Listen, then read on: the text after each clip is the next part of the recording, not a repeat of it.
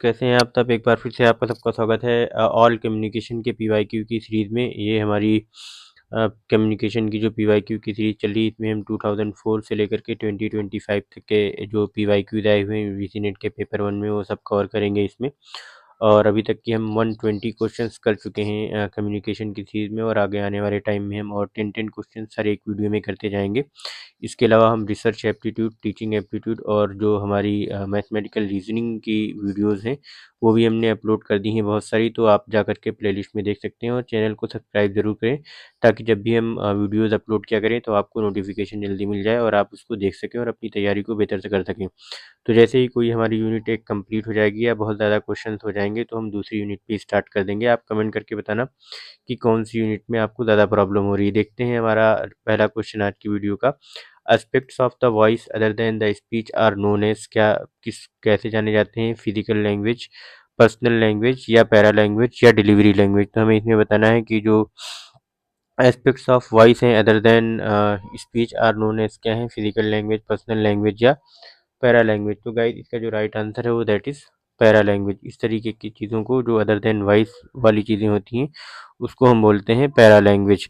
तो para language होती क्या है? Para language specially refers to all the vocal aspects of communication other than the actual words और speech. It conveys emotions, attitudes and emphasis and plays a crucial role in how a message is interpreted. अगर हम इसको और थोड़ा सा break down करें, दूसरे options को देखें अगर, तो जो फिजिकल लैंग्वेज है वो सिर्फ और सिर्फ क्या करती है? बॉडी मूवमेंट्स को बताती है, जेस्चर्स को बताती है, या पोस्चर या फेशियल एक्सप्रेशंस को।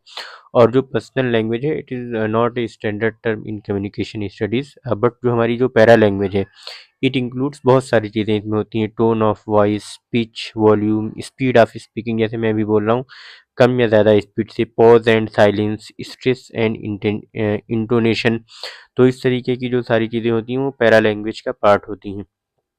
नेक्स्ट क्वेश्चन है, every type of communication is affected by it's reception, transmission, non regulation, या कॉन्टेक्स्ट। तो हमें इसमें बताना है कि जो एवरी टाइप ऑफ कम्युनिकेशन है वो किससे अफेक्टेड होता है। तो ये सब चीज़ें जो अफेक्टेड होती हैं वो कॉन्टेक्स्ट से अफेक्टेड होती हैं। जो क्वेश्चन 122 का जो राइट ऑप्शन है वो ऑप्शन डी है। नेक्स्ट क्वेश्चन है, which of the following are the basic factors of effective listening. अब इफेक्टिव लिसनिंग हमें बताना है कौन से जो फैक्टर्स हैं वो इफेक्टिव लिसनिंग को शो करते हैं। Opinionation, stare and glare and interruptions.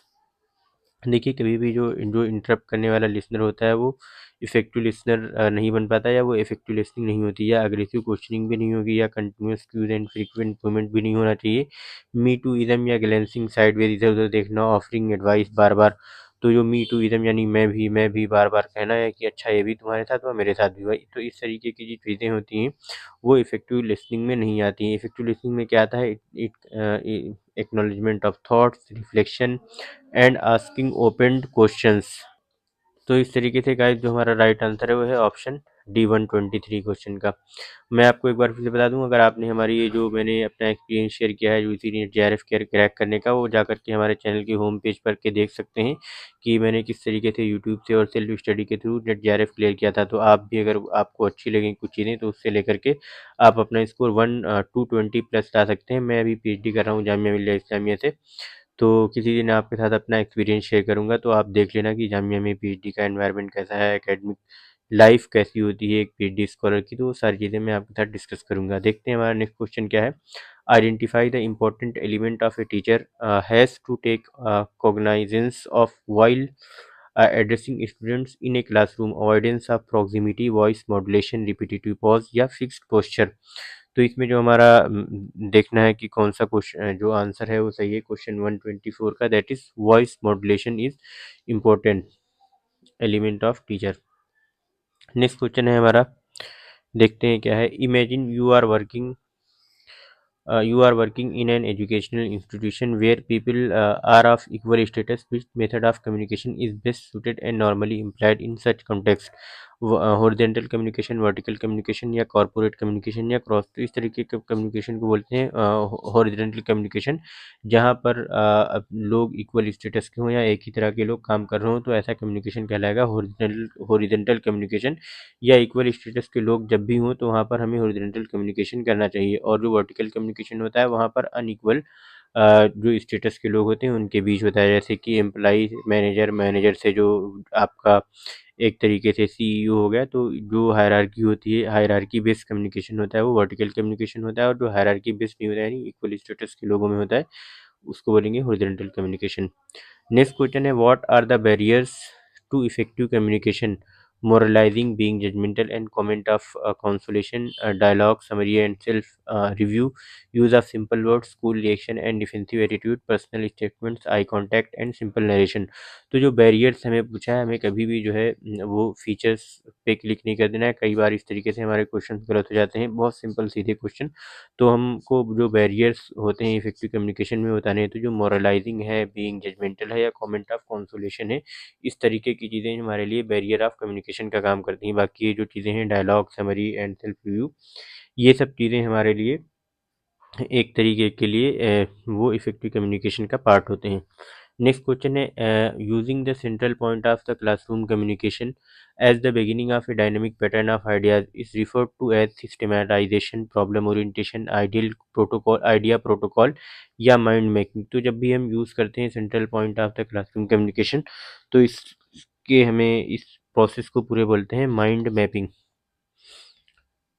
Next question is, the choice of communication partners is influenced by the factor of proximity, utility, loneliness, utility, secrecy, dissonance, या secrecy, dissonance, deception, या dissimilarity, dissonance, या deviance। तो जो choice of communication partners होती है वो influenced by the factors of, जो right answer है वो है proximity, utility and loneliness। ये तीन चीज़ें होती हैं जिसकी वजह से हमारा कम्युनिकेशन जो होता है, choice of communication, वो इन्फ्लुएंस होता है। proximity का मतलब होता है फिजिकल और social closeness which increases interaction, और जो हमारी यूटिलिटी होती है, इट इज़ एक्सपेक्टेड यूजफुलनेस या बेनिफिट ऑफ कम्युनिकेशन। तो गाइस जो हमारी लोनलीनेस होती है, it is emotional need for interaction and companionship. तो इस तरीके से जो हमारे तीन ऑप्शन हैं वो करेक्ट हो जाएंगे, ऑप्शन ए। और बाकी जो यूटिलिटी, सिक्रेसी, डिजोनेंस है, secrecy and dissonance are not primary determinants of partner selection. और जो इसी तरीके से सब में आप देख लीजिए option C and option D में, तो जो मोस्ट करेक्ट ऑप्शन है वो ऑप्शन ए है 128 क्वेश्चन का। नेक्स्ट क्वेश्चन है हमारा, as a teacher, select the best option to ensure your effective presence in the classroom. Use of peer command, making aggressive statements, adoption of well-established postures, या being authoritarian। तो ये जो इसका जो right answer है question 129 का, that is adoption of well established postures। Last question है आज इस वीडियो का, every communicator has to experience manipulated emotions, excitement, anticipatory, the issue of homophiles and status dislocation. तो इसका जो गाइस राइट आंसर है वो है anticipatory. Every communication has to experience anticipatory. इसका क्या मतलब होता है? Every communicator before and during communication experiences anticipation, which means thinking about the audience, message impact, possible reactions, या उसके क्या आउटकम्स हो सकते हैं। तो इस तरीके की चीज़ें जो होती हैं वो एंटीसिपेटरी स्टेट कहलाती हैं, या एंटीसिपेटरी एंग्जाइटी या एक्साइटमेंट कहलाती हैं, and is considered universal in communication. तो ये चीज़ें मतलब यूनिवर्सल होती हैं कि मैं जो कम्युनिकेट करूँगा उसका क्या इम्पैक्ट पड़ेगा। तो thank you so much guys, like करें, शेयर करें, सब्सक्राइब करें। और जो हम हमारे आज तक के 130 क्वेश्चन हो गए हैं, अगर आपने हमारी प्ले लिस्ट ना देखी हो तो जाकर के सारे क्वेश्चन 2x की स्पीड पर देख सकते हैं, उससे आपका टाइम भी बचेगा। और अगर आपको लगे ज़्यादा स्पीड है तो 1.5x की स्पीड पर भी देख लेना, और आपको अपना टाइम सेव करना चाहिए। तो thank you so much guys, मिलते हैं नेक्स्ट वीडियो में, तब तक के लिए बाय।